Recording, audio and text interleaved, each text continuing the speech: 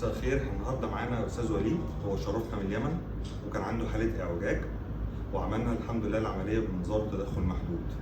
الحمد لله على السلامه. الله يسلمك يا دكتور وبيض الله وجهك. تسلم. الحمد من لله على السلامه. 2017 وانا اتابعك، والحاله اللي فيني لها 18 سنه. شوف جيت لعندك وبيض الله وجهك. الحمد لله على وجمل السلامه. الله حالك. شرفتني. هذا الدكتور السحري. الحمد لله على الله السلامه. يسعدك يا دكتور هشام.